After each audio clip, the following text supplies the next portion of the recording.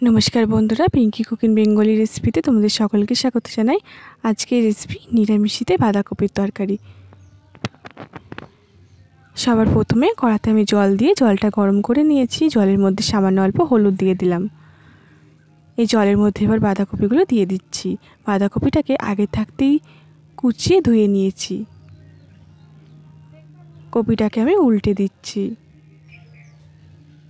उल्टे पाल्टे ढाकना चापा दिए आमी सेদ্ধ करे नेब। 5-6 मिनट धरे किन्तु बंधुरा कपिटा सेদ্ধ करे नेब। मध्यखान दिए एकबार ढाकना छड़िए आमी नेड़े निয়েছিলাম। आबारो किन्तु आमी ढाकना छड़िए नेड़े निচ্ছি। देखो बंधुरा बाँधाकपिटा किन्तु सेদ্ধ हये गेছে। एबार आमी नामिয়ে नेब। कड़ार मধ্যে तेल दिए दिलाम। तेलटा गरम करे निচ্ছি। फोड़নের জন্য সামান্য অল্প জিরে আর একটা তেজপাতা দিয়ে দিলাম। ফোড়নটা তেলের মধ্যে নেড়ে এবার আমি আলুটা দিয়ে দিচ্ছি। আলুটা ছোট ছোট করে কেটে নিয়েছি যাতে তাড়াতাড়ি গলে যায়। সামান্য হলুদ আর নুন দিয়ে আলুটাকে লাল লাল করে ভেজে নিতে হবে।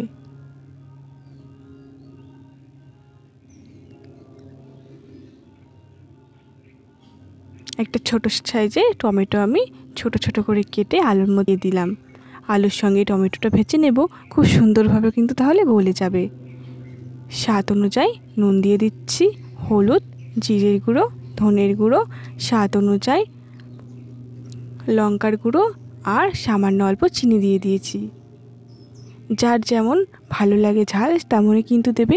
নিরামিষিতে খুব বেশি ঝালের পরিমাণ হয়ে গেলে কিন্তু ভালো লাগে না। ভালো করে মশলাগুলো দিয়ে আমি কষিয়ে নিচ্ছি। সামান্য অল্প আদাও দিয়ে দিয়েছি।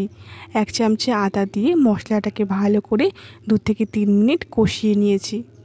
মশলা কষানো হয়ে গেছে। এবার বাঁধাকপিটা দিয়ে দিলাম। সেদ্ধ করে রাখা বাঁধাকপিটা জল ঝরিয়ে নিয়েছিলাম।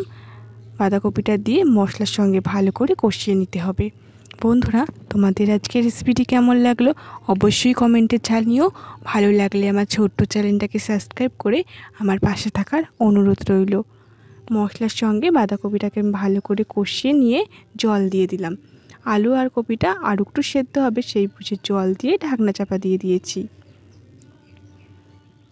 6-7 মিনিট পর আবারও ঢাকনা খুলে নিয়েছি। বাঁধাকপির জল কিন্তু শুকিয়ে গেছে আর বাঁধাকপি আলু দুটোই কিন্তু খুব সুন্দরভাবে সেদ্ধ হয়ে গেছে। এবার আমি ওপর দিয়ে গরম মশলা আর ঘি ছড়িয়ে দিচ্ছি। ঘি আর গরম মশলা দিয়ে ভালো করে নেড়ে একদম কিন্তু বন্ধুরা জলটা শুকিয়ে নিতে হবে। নামিয়ে নিলে কিন্তু আমার বাঁধাকপির নিরামিষ রেসিপি রেডি। তোমাদের রেসিপিটি কেমন লাগলো কমেন্টে জানিও। ভালো লাগলে আমার পাশে থাকার অনুরোধ রইল।